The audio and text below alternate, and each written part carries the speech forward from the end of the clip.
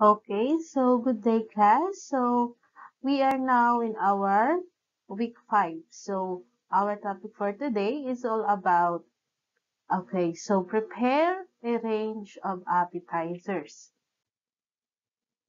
Okay, so appetizers. So una are foods which stimulate the appetite through their attractive appearance, fragrance, or appealing flavor. So it means, so in our previous topic, so we already discussed the definition of appetizer. So appetizer, which means to stimulate or pampagana or ini-increase pa niya lalo yung gana natin sa pagkain. So paano daw niya ini-stimulate yung ating appetite? So through attractive appearance, fragrance, or appealing flavor. So, yung pagiging colorful ng isang pagkain, yung fragrance or yung aroma or yung amoy ng isang pagkain and yung appealing on how you present the appetizer. So, it helps to stimulate our appetite. So, it is a small piece or a portion of a highly seasoned food usually served before a meal to induce and stimulate one's appetite. So again, ang appetizer, kaya siya tinatawag na appetizer kasi binibigay natin siya at the beginning of our meal or our main dish. Okay, so it gives appreciation to the food we eat, and a good appetizer, whether hot or cold, should be light and served in a small quantities. Fresh vegetables and salads, fruits, or meat, or even fish can be made into appetizer. So it is a basic rule or number one rule in appetizer. So that we serve it in a small quantities or a bite size or a small portion. Okay. So the preparation of appetizer requires knowledge and skills in preparing different recipes. Okay, so sa paggawa daw ng appetizer, dapat nilalagyan mo pa ng artistic or creativeness. Creativeness, yung pagluluto natin. So, yung ibang tao, sinasabi nila na ang pagluluto daw ay napakadali lang. Pero ang pagiging isang student ng isang culinary school ay sinasabi rin nila na napakadali dahil wala daw math, walang science, but hindi lang nila alam na ang pagiging isang culinary student ay kasama na lahat. So, alam niya yung pagiging art, dapat alam niya ang pagiging artistic, dapat alam din niya yung pagiging isang mathematician. Kasi, when it comes to costing, dapat marunong ka din sa mathematics. And then, sa science naman, because of the nutrition, yung value niya, so sa paggawa naman ng appetizer, dahil nga, sinasabi natin na ito yung pampagana, dapat, no? So, dapat maganda kaagad yung presentation niya. So, hindi to yung, hindi ninyo, ano ba, tawag dito, hindi nyo pa siya natitikman, sa mata nyo pa lang siya nakikita, sinasabi mo na kaagad na, ay masarap ito. So, okay, so we have two types of appetizers. So, we have hot and cold appetizers. And as we mentioned our previous lesson, that one of the classification of appetizer na merong hot and cold is hot and cold appetizer. So, yun nga, as we mentioned earlier, no? So, uh, uh, one one of the classification of appetizer na merong hot and cold is the hors d'oeuvres. So, hors d'oeuvres are often served preceding a meal. So, they are served as the food at cocktail parties involving alcoholic beverages. Okay, so uh, the hors d'oeuvres is one of the classification appetizers, so which means highly seasoned food. So, ibig sabihin, hindi lang siya makulay, kundi mas malasa at masarap. So, okay, so sabi natin, hindi lang daw siya food, but it is also combined with an alcoholic drinks or yung ating cocktails. Okay. So, hot hors d'oeuvres. Okay, so ano nga ba yung classification or characteristic ng isang hot hors d'oeuvres? Okay, so nandyan, so they were served between soup and fish course. Okay, so kapag complete meal tayo, ang main course natin ay yung fish sa pagitan ng soup at ng fish. But in today's certain menus, they are often served instead of hot and drink. Okay. So, ibig sabihin, at the beginning pa lang, binibigay na natin siya, so it classify as an appetizer. So, okay, so the size and richness depend upon the composition of the menu. So, okay, many hot hors d'oeuvres are suited for serving a small a la carte dishes and usually described as a hot uh, dish. So again, no, sabi natin, appetizer is the number one rule. Yung number one rule niya is a small portion or a small serving lang. So, also, we have a cold hors d'oeuvre. So, okay, sabi nga natin kanina, we have two types of appetizer, the hot and cold appetizer. So, under that is the hors d'oeuvre. So, we have the hot and cold. So, we have now the cold hors d'oeuvre. So,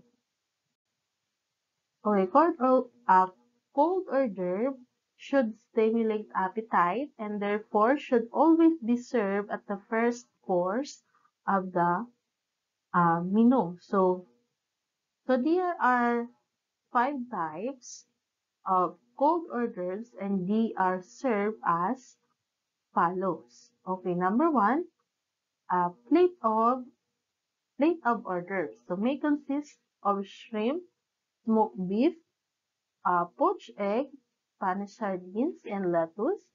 And sauce can be served at the side. Okay. Again, as you can see in the picture, that's an example of plate of hors d'oeuvres.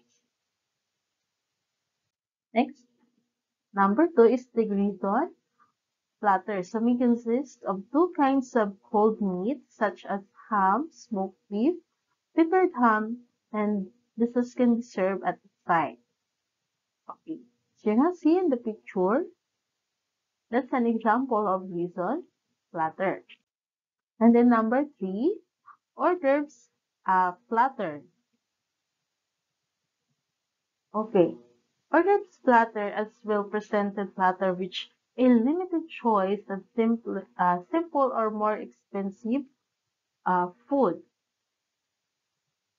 The basic rule is the small quantity but big in quality. So when we say big in quality, there are the highly seasoned food. So yung mga ingredients niya, sobrang malalasa, yung quality napakaganda at the same time attractively uh,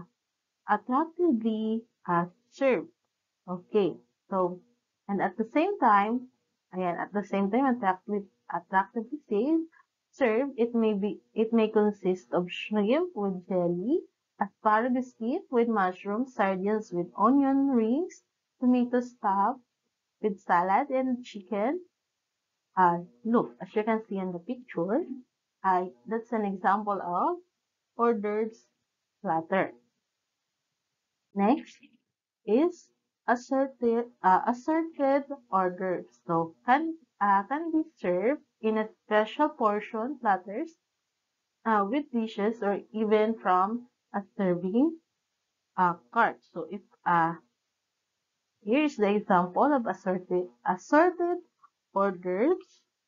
Okay, so in a platter din siya. So ibig sabihin pang maramihan as you can see and as you can see you can get it from your finger. And last number 5 is the Rich hors d'oeuvres, so still a classical form of presentation, lobster should always be included. So the hors d'oeuvres dish system is conjunction with a silver platter can be used, but it is also possible to arrange the centerpieces on a silver platter. So here's the example of rich hors d'oeuvres. So okay, so rich hors d'oeuvre, ayan, so ito yung mga highly seasoned food, yung may mga sauces, yung may mga cream or high expensive ingredients. Okay, now, so we will move to the ways of presenting appetizers.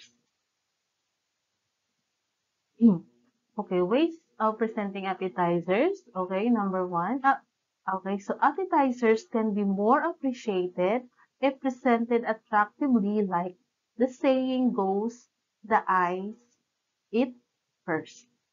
Okay, so anong ibig sabihin ng the eyes eat first? Ano kaya ang ibig sabihin nito? So, ayan, so hindi mo pa natitikman or kaka-present pa lang sa'yo, naka-serve pa lang sa'yo, pero napakaganda ng pagkakaayos, hindi mo pa nalalasahan, pero sinasabi na ng mata mo na, ah, na masarap. So, yun sinasabi ng mata mo, so masarap yung pagkain kasi nga maganda yung kanya presentation at maganda yung pagkakaayos, no? So, kaya nasasabi ng mata natin na ay masarap ito. So, ayan. Next natin, the plate presentation is the process of offering the appetizer to the guest in a stylishly and pleasingly manner. So, napakahalaga ang plate presentation sa mga fine dining restaurant among restaurants na hindi katulad sa mga fast food chain na basta ilalagay lang sa lalagyan sa isang box or sa isang styro tapos ipipresent na sa'yo. So, isi-serve na sa'yo. But sa mga hotel or mga fine dining or restaurants, they make sure yung mga chef, yung mga cook na nilalagyan nila ng magagandang decoration at presentation ng inyong pagkain before na iserve sa inyong table. So, it requires style and creativity. So, being a chef or being a cook, it in not easy. Sabi ko nga kanina na in studying in a culinary school, hindi siya ganun kadali. Hindi lang din basta-basta na magluluto and you must have the skills, lalo na yung pagiging creative, artistic sa paggawa at sa pagluto, sa pag-present ng inyong pagkain. So, what are the ways of presenting appetizers? So, number one, okay, so ways of presenting appetizers. Okay, number one, consider the number of guests, age, gender, nationality, or the religion. So, pag nag-represent ka or magluluto ka, and then magsiserve ka ng pagkain, alam mo dapat kung ilan ba yung guest mo, for example, no, sa isang table, you have 10 guests. So, 10 guests sila. So, dapat sa isang malaking plato or plates, marami na yung mailalagay mo. Pero dapat hindi siya yung siksikan. So, yung maayos pa rin yung pagkaka-present. And then, of course, yung kanilang nationality and then the religion. So, for example, kung mayroon tayong kapwa na Muslim, wag tayong mag-present or mag-serve ng mga pork because hindi sila kumakain yan.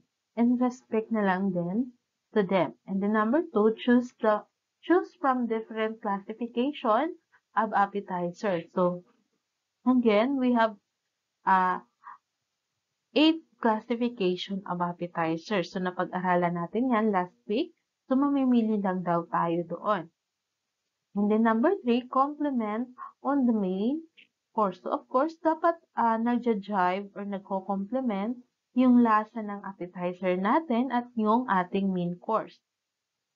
And then number 4 is consider is aesthetic like creating an appealing presentation. Again, it should be attractive to the eyes of the diners. Yung makakakain dapat maganda sa paningin nila. Yung pagkain para hindi nila masabi na ay parang hindi masarap. Sa presentation pa lang, di ba? So, dapat makita nila kaagad yung feeling na nila na masarap kahit na hindi pa nila natitikman. And of course, the number 5, serve the appetizer. Then, let's move on to the next topic, which is all about. Okay, so our next topic is all about the safety and health practices and preparing appetizers. So number 1, always wear personal protective equipment or PPE in your food handling preparation. So ano-ano nga ba yung ating mga PPE? So we have the hairnet, face mask, and apron, and then the gloves. So kung kailangan or hindi naman, kung hindi naman, you can wash your hands properly. And then, of course, the number 2, do not forget wearing a mask. It helps a lot, especially when you cough. Food should be free from any contamination from other infectious disorders. So, don't forget to wear your mask. It helps a lot. So, and then, lalo na ngayon, no, na hindi natin alam kung sino yung mga carrier ng COVID-19. So, number 3, no, wear clean gloves in food preparation to avoid contamination. So, kung magiging risk din naman yung pagsusuot ng gloves, no, pwede namang maghugas ng kamay na may, of course, with soap, no, panatilihin na tama yung time ng ating paghuhugas ng kamay. So, sabi nga sa DOH, it should be 40 seconds.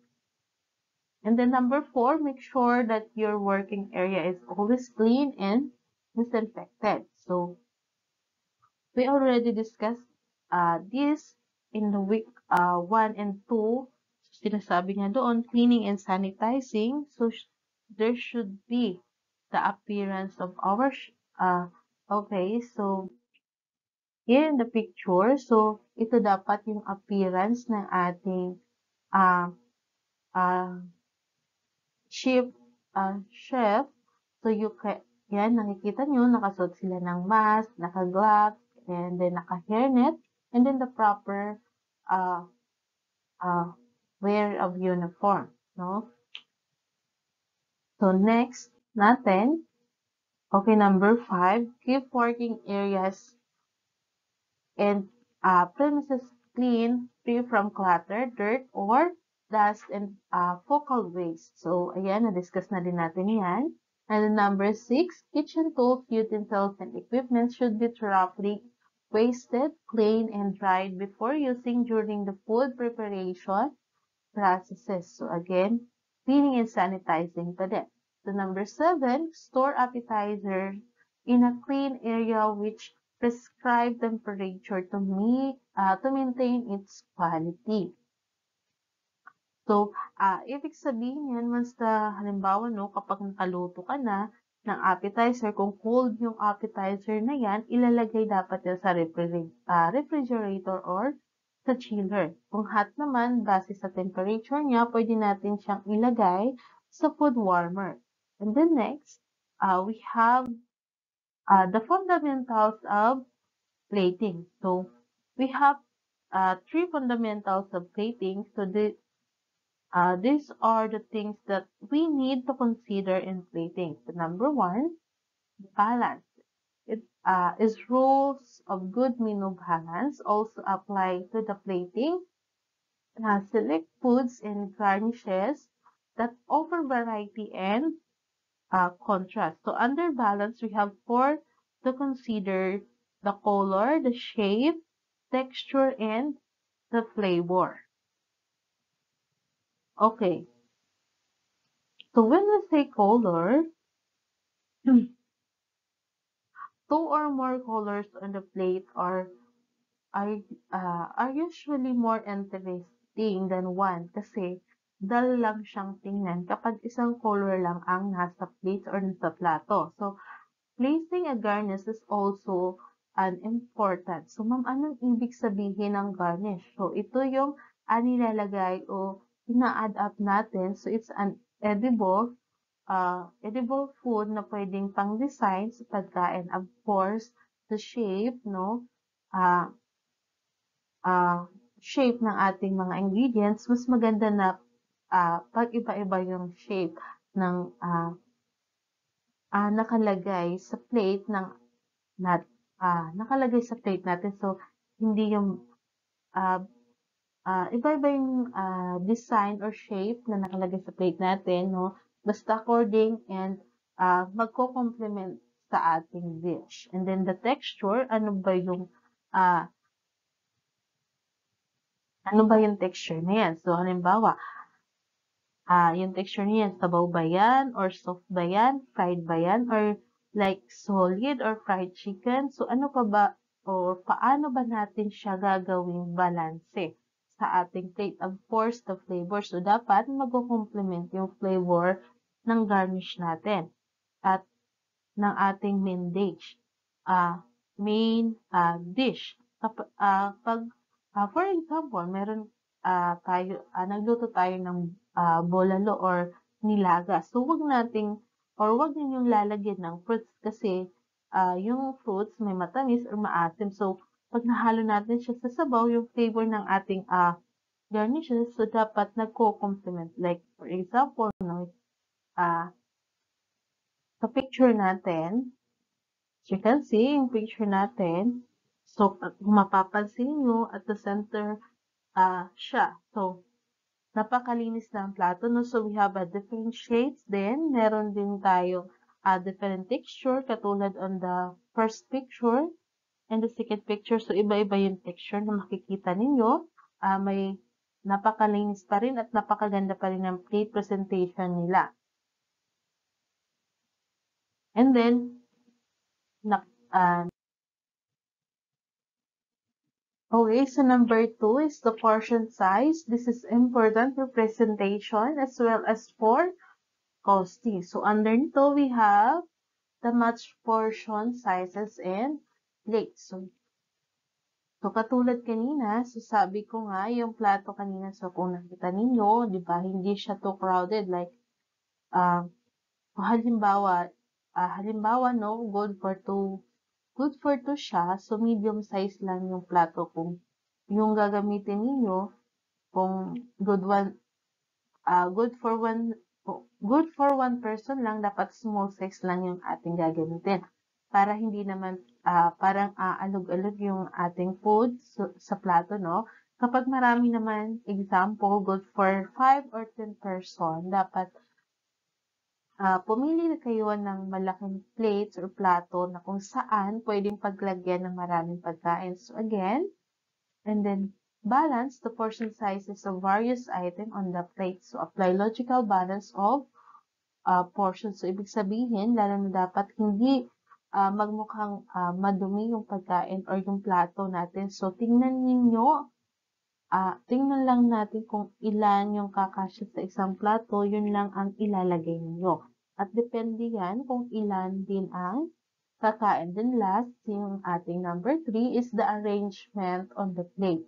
So, make sure na katulad nito, nasa picture natin, halimbawa dyan, no, yung simple fried chicken lang siya, pero napakaganda no, plating. So, maganda yung presentation. You have the carrots there. You can have your dip. The first picture, no, meron din siyang celery and then you can use also the lettuce at the end. Then, naman, yung ketchup niya together in a plate, nakaayos lang, and then maganda din yung kanyang presentation. So also this one, yan yung nasa picture in the other side, no? Using the garnishes, yung onion leaves at the top of the food. So ayan yung mga garnishes na tinatawag natin. And then so make sure no na Sa pag-plating maging maayos, hindi lang pagkatapos natin maghain is basta nyo na lang isi-serve yung pagkain. So, make sure na pagkatapos ninyo or siyang lutuin or sandukin from pan or kawali or kaldero, make sure na maganda naman yung ating paglalagyan at bigyan ninyo naman ng creativeness or pagiging artistic yung ating mga pagkain. So, parang hindi man ganun kasarap yung pagkain ninyo, pero yung presentation pa lang, napakaganda na. So, kahit ganun, so magaganahan or gaganahan ka na kumain because maganda yung kanyang presentation sa plate or sa plato. No, 'di ba? So, kahit hindi kasarapan, basta maganda yung pagkaka-present niya, mas gaganahan ka ng kumain. And then next, okay, designing the uh, platter. Okay, so number one, uh, plan ahead. So, make sure, okay, plan ahead. So, una dyan, so make a sketch by dividing the tray into 6 or 8 sections. So, this will help you to lay out the balance in symmetrical design. The sketch should indicate the centerpiece, slice of foods, and garnishes. As you can see in the picture. And then number two, give movement into your design. Okay, good design makes your eyes move across the platter, following the lines you have set up. It could be arranged into in rows or lines. Okay. And then give the design a focal point. Okay, use centerpiece to emphasize the strength and design by giving it direction, the height, and then note that centerpiece is not always in the center. Okay. And then keep items in proportion. And then number 5, make the garnish count. Okay, use garnish to balance out a plate by providing additional elements. So, 2 items on a plate often look unbalanced, but adding a garnish completes the picture. On the other hand, do not add unnecessary garnishes. And the number 6, do not drown every plate in a sauce or gravy. It may hide colors and shapes. You may cover a part of it or a band of sauce across the center. And then keep it simple. So simplicity is more attractive than complicated design. So let the guests see the best side of everything. Angle overlapping slices and with shape pieces toward the customer and the best side of each slice in a face up. Okay, so that, that's it for our lesson. Thank you for listening.